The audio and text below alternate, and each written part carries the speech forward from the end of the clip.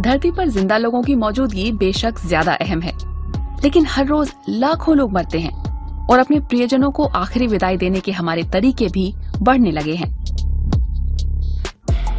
Neanderthal आदि मानव मृतकों को दफनाते थे। इस लिहाज से ये परंपरा 70,000 साल से ज्यादा पुरानी है। दूसरी परंपरा है मुर्दे को जलाने की।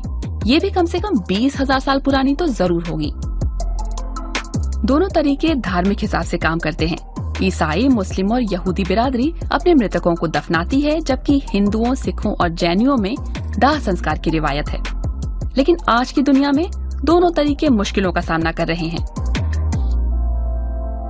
दुनिया के विभिन्न हिस्सों में लोग विभिन्न समस्याओं से जूझ रहे हैं। द्वीपों और घनी आबादी वाले क्षेत्रों में जगह की कमी हो रही है।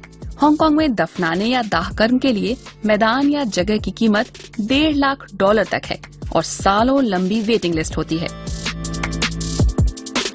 ब्रिटेन में कब्रिस्तान जल्द ही भर जाएंगे।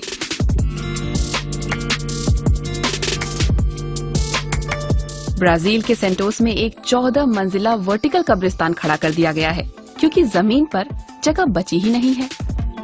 ग्रीस और नीदरलैंड्स जैसे देशों में 3 से 30 साल तक के लिए कब्रें लीज पर दी जाती हैं। उसके बाद अवशेष हटाकर उस जगह को नए मृतकों के लिए खाली कर दिया जाता है।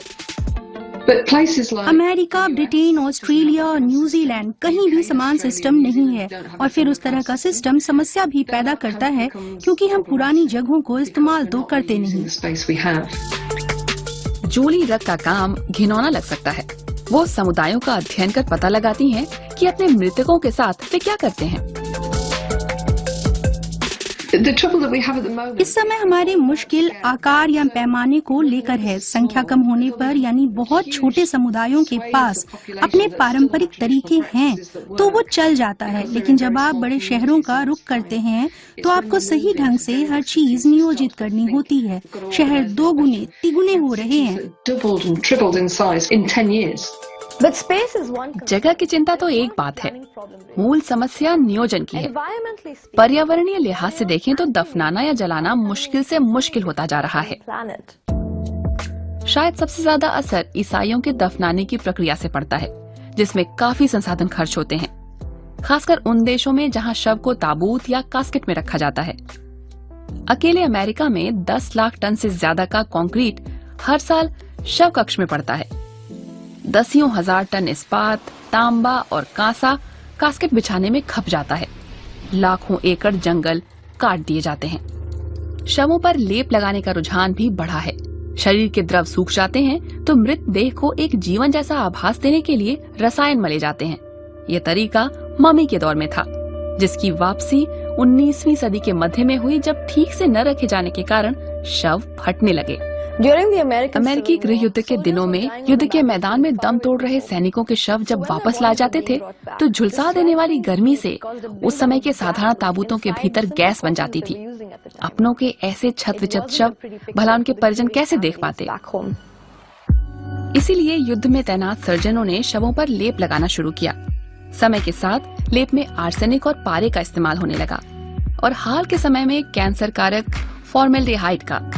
ये चीजें ताबूत से रिसकर मिट्टी में मिल जाती हैं और फिर कब्रिस्तानों के आसपास के भूजल को दूषित कर देती हैं।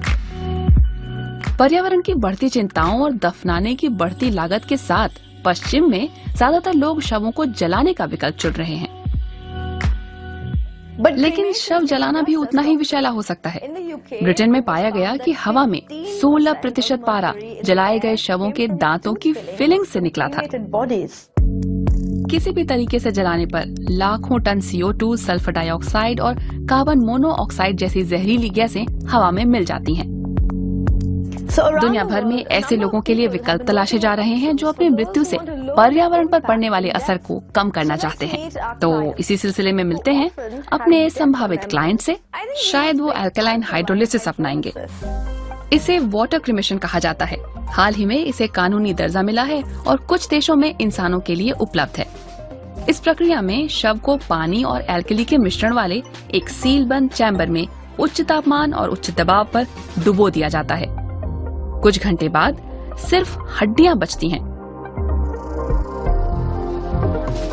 वो भुरभुरी होकर आसानी से चूर चूर हो जाती हैं। परिजन राख ले जा सकते हैं। इसमें आग से होने वाले दाह कर्म से 6 गुना कम कार्बन फुटप्रिंट रहता है, 7 गुना कम ऊर्जा की खपत होती है। लोग इसे बेहतर मान रहे हैं।